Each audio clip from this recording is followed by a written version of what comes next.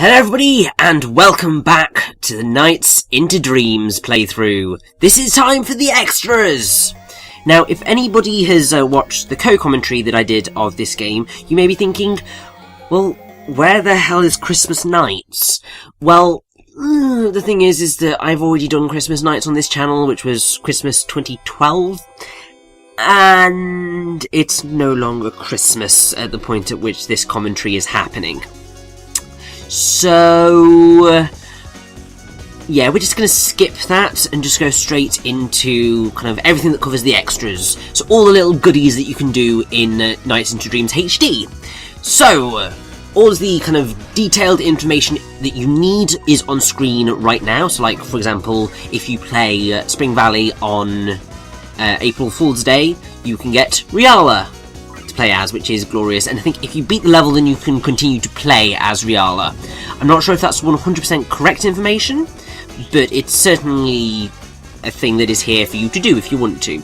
I believe in the PS2 version of the game, that was a much more kind of definite thing, like once you had, and I think in the Saturn version as well, if you beat Nights into Dreams, well, at least that level with Riala, you could continue to play as Riala no matter when. And there are a few other things that were available to you, although those were mostly in Christmas Nights / the Nights Limited Edition, because there's a whole thing that goes on with them, which is slightly complicated. Essentially, when it's not like December time, Christmas Nights transforms into Nights Limited Edition, which is basically Nights into Dreams with slightly different things going on. So that, I think, introduced the Riala thing, and so on and so forth. Now, Nights into Dreams HD has all these different outfits for you to use depending on when you are playing the levels, and in certain situations, like with Claris here, you can play the other levels. So, like, Claris doesn't normally play Splash Garden, but if you play on the 20th of July, you can play Claris in Splash Garden. It's an odd thing, but it's there, and it's a nice little touch, I suppose. It gives you reason to keep playing the game at all times of the year, really. And also, I mean, it is just kind of quite cool and adorable, so I'm totally down with it.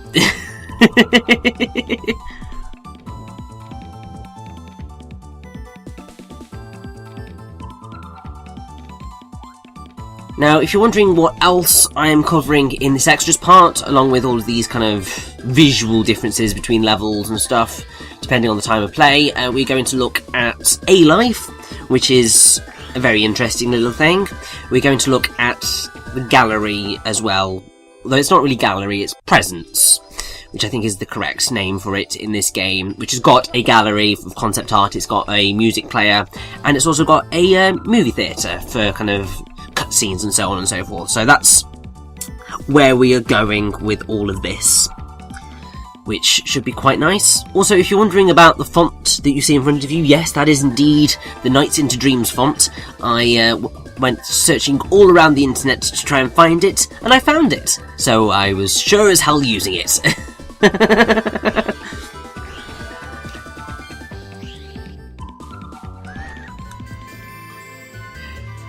Now, I will apologise for the slightly choppy editing that you will experience throughout this part.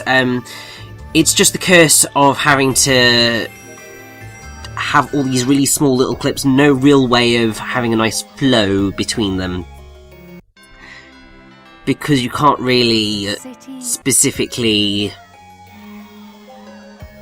do exactly the same loops with nights and stuff. So, there's no kind of real, like, immediate crossfade I could do in, like, the levels and stuff to get it all to work smoothly. So, this is what you're gonna get.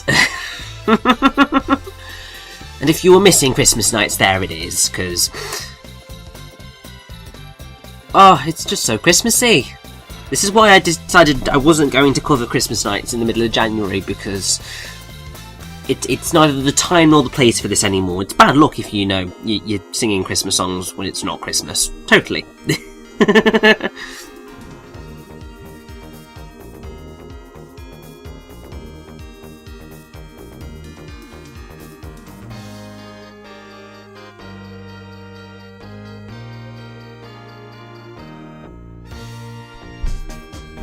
Now I have to say, something that really frustrated me was that I really struggled to find the information that was kind of specific to the HD version when it came to all of these little extras.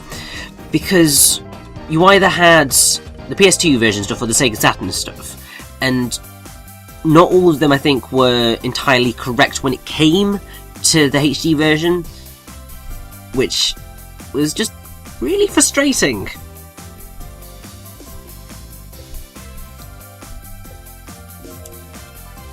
But I feel I should point out that what's quite nice is that this HD version of the game includes pretty much everything you could want, bar, I think, three very specific things that were unique to Christmas Nights / the Nights Limited Edition.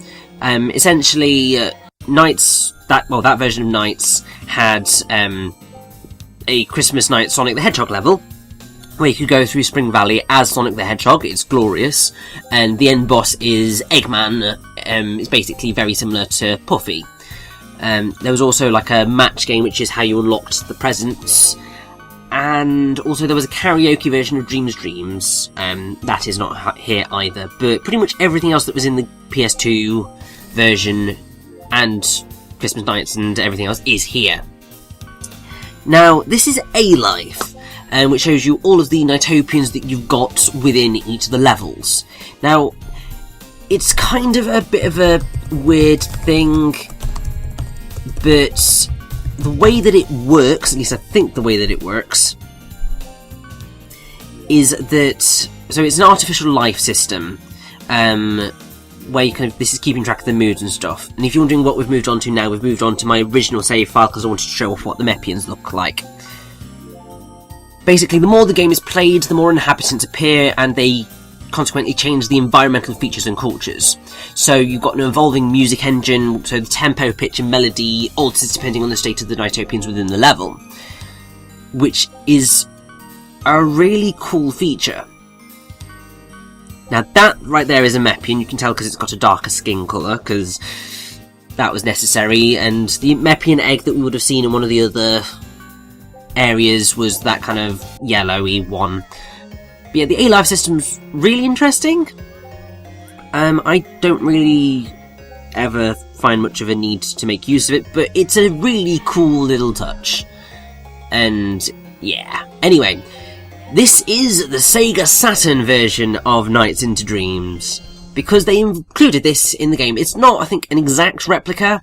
Like, visually, yes, it's just obviously cleaned up, but I think there is a slight difference in the physics from what was really in the original. But I do really like that this was included, because it allows you to see exactly how Nights into Dreams originally looked. And I have to say, considering, if you notice, the camera is slightly further out from where the PS2 version sits, so, I mean, I'm not sure whether that follows through into the levels as well, but it's certainly a good proof to show that there is something about the closeness of the camera in at least this version of Nights into Dreams that just makes it really awkward to play.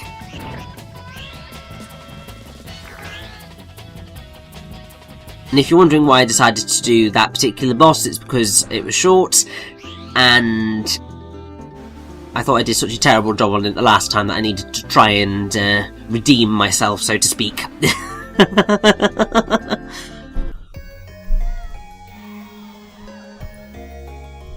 But that is basically your lot there. So now we're going to go into presents. We're going to look at all of the pictures in the gallery. Then we're going to go into... well, it's just everything in the gallery, really.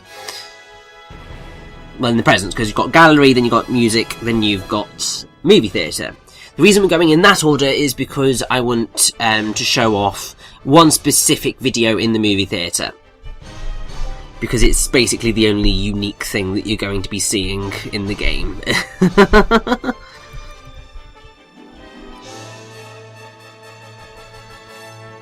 Now, something that I do find to be quite interesting is that since its release, Nights into Dreams has appeared on several best games of all time lists. I wouldn't necessarily agree with that, but there we go.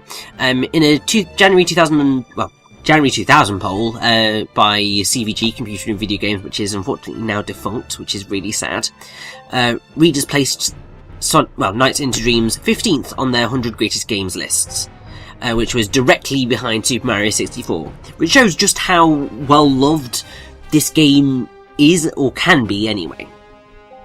IGN ranked it 94th game of all time in their top 100 games list in 2007. And then in 2008, IGN staff writer Levi Buchanan ranked it 4th in his list of the top 10 SEGA Saturn games. Next Generation magazine ranked the game 25th in its list of the 100 greatest games of all time in their September 1996 issue. And 1UP ranked the game 3rd in its top 10 cult classics.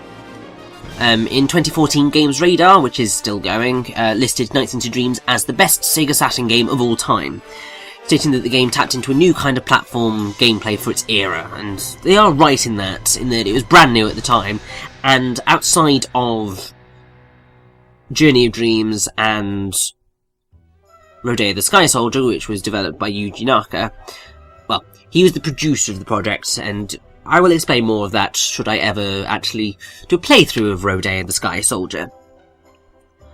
But that's also kind of like the flying gameplay, and it's all quite fun. But nothing else has really dealt with this sort of flying gameplay, which is frustrating because it's captivating. It's really cool. I just wish that the original Nights had some of the kind of fleshing out that came in Journey of Dreams.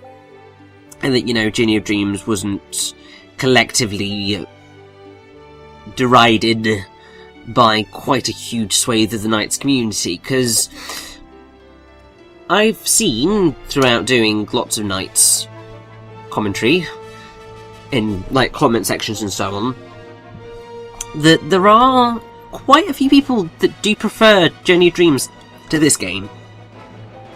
And that makes me really, really happy, because it's nice to know that I'm not alone. Because I was rather worried that I was very much on my own with that kind of opinion. But turns out I'm not, so hell yes!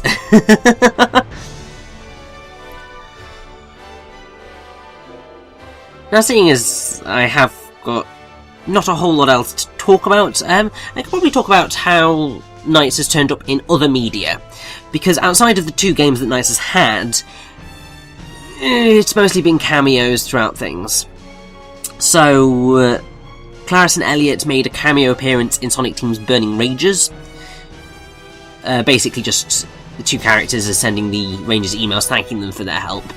There's a Nights into Dreams themed pinball area in Sonic Adventure, and also in Sonic Pinball Party, with the soundtrack actually being in Sonic Pinball Party. Then there were a few PlayStation 2 titles, so iToy Play and Sega Superstars, which both feature minigames that were based on Nights into Dreams. So basically you controlled Nights using your body, so I think you held your arms out and you kind of leant side to side to get Nights to move. Rather cumbersome, obviously, but there we go. Nights is also an unlockable character in Sonic Riders and Sonic Riders Zero Gravity, which I really do like the fact that that is the case. Apparently, a minigame version of Nights into Dreams is playable through utilising the Nintendo GameCube Game Boy Advance link cable connectivity with Phantasy Star Online Episodes 1 and 2, and also Billy Hatcher and the Giant Egg, though obviously, seeing as I've never played either of those games, I've not really had a chance to check that out.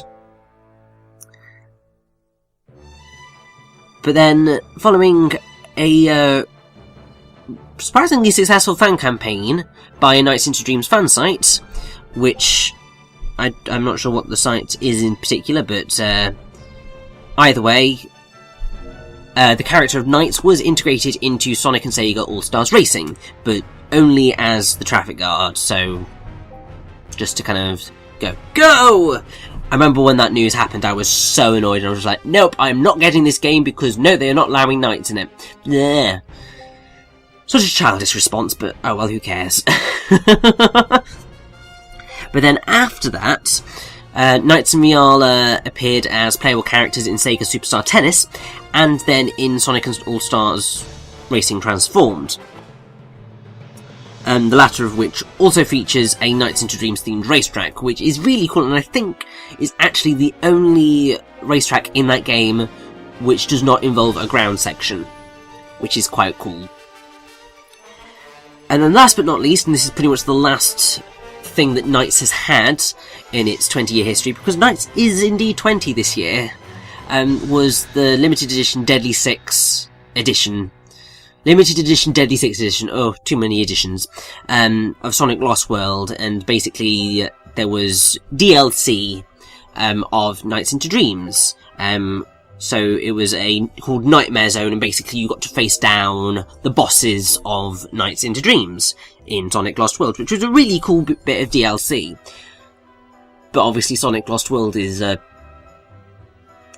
really not very good game. So, yeah, outside of that, Knights has been pretty quiet, which is really sad considering while Sonic the Hedgehog is turning 25 and there's been kind of all this sort of celebration of that fact, Knights is turning 20 this year, and there's not really that much noise from Sega about it. Which is really sad because Knights is, well, it's a franchise that has excellent potential, it's just that Sega don't really seem to care all that much about it. And I think because it's the type of game series that's difficult to sell, they kind of just avoid it at all costs. Which is sad, because it's a great little IP, and it should have more use made of it, because I think you're dealing with the world of dreams. There is so much you could do with this. I mean, think of... oh god, is it... I think it's just called Dreams.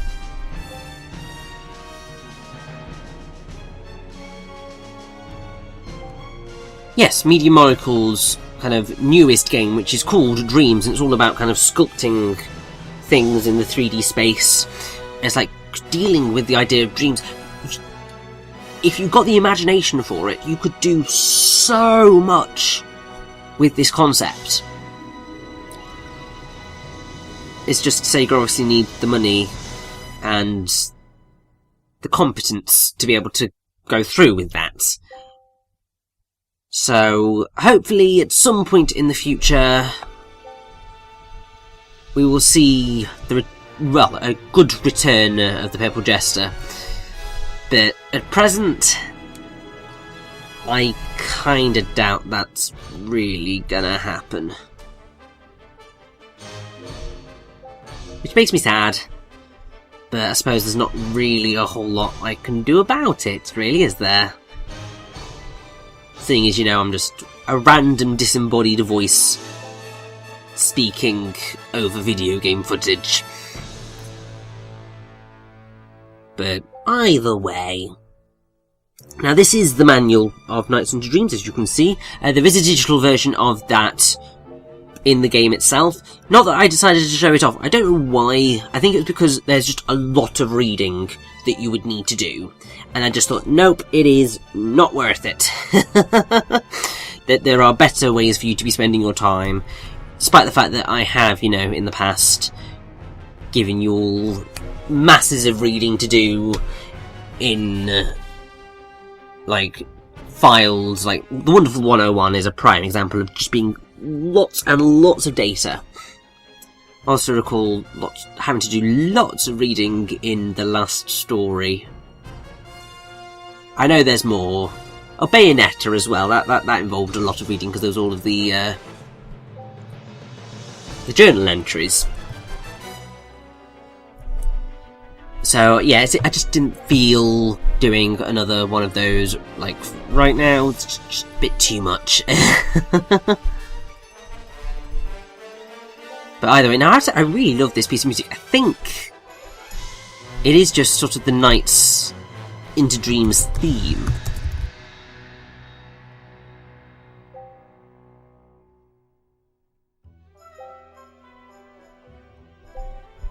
If not, it's just a very cool suite of Nights music.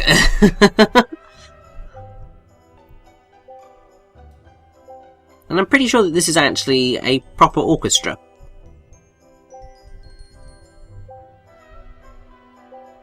So it's a very impressive piece of music. And I apologise for that rather odd little glitchy thing there. That was just me trying to swip and swap how I was dealing with this situation. But yes, here's the sound test, where you can just listen to any of the background music and actually all of the sound effects in the game. Because clearly you need to listen to all of these sound effects, because they are important.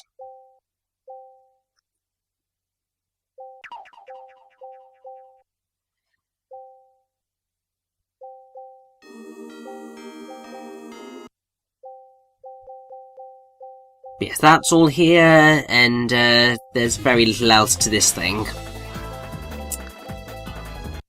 So that is basically your lot. So we're going to go into the movie theatre. Now, if you're wondering what those two kind of cutscenes there that are not visible, those are the Christmas Nights cutscenes. Basically, the only way of getting them unlocked within the movie theatre is to get an A rank on both halves of Christmas Nights. Obviously, I'm not good enough at Nights to be able to pull that off, so yeah, that was not happening. But here we have SEGA Heritage, and it's basically a nice little look at Nights into Dreams by Takashi Iizuka, who was obviously the lead game designer on the project. So it's just sort of his memories about Nights and what they wanted to do. And if you ever needed more kind of proof of certain bits of information, this is your proof. We had numerous different ideas that we proposed for having a flying character, but the team members really. I really like that this is here because I always really love having behind-the-scenes looks at games, and these sort of developer interviews are so helpful because they give you a look into how these things work. In order to learn how to faithfully create an actual dream. There are a lot of books out there by experts. I think I'm just going to leave you to listen to the rest of this and just say thank you all so much for watching the Nights into Dreams playthrough. I hope you join me next time for whatever I choose to do next.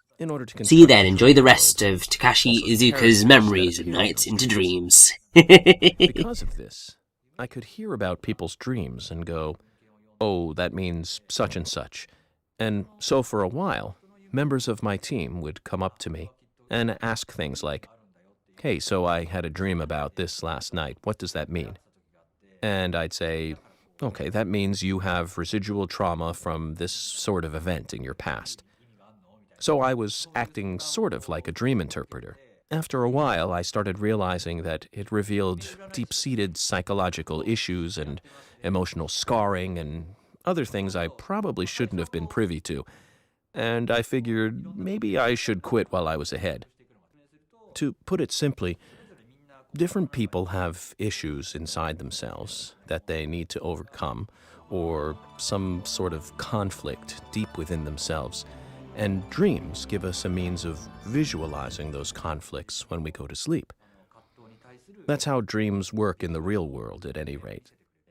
The character of Nights represents what's known in psychology as the shadow, which is sort of an alter self. When a man dreams, he'd see his alter self as male, and when a woman dreams, she'd naturally see her alter self as female. In creating Nights, we wanted a character that could conceivably look both male or female, and so that's why we went with a gender-neutral character. When the Nights project, the team we had was made up of people who had been working on Sonic titles, where he's running all the time. And we'd already decided from the outset that we were going to make a flying game. So now we have this game, which in English you'd call a platform action game. Except this was a platform action game without any platforms. So we had to figure out how exactly we'd even be able to do that. We came up with dozens of different rules and concepts for what sort of thing the character would be able to do in a game like this, but so we ended up in a situation where we were constantly going, well, how about this? How about this? And then we'd try it out and it wouldn't work. There was a lot of trial and error involved. The biggest thing for me was wanting to create a game world for Knights that would be as close as possible to bringing out the feel of an actual dream world. That's one of the things I like most about Knights, is the fact that, as far as I can think of, Knights might be the only game character that a person could ever actually really meet. I really like the idea that fans might look forward to the chance of possibly meeting the real Knights whenever they go to sleep at night.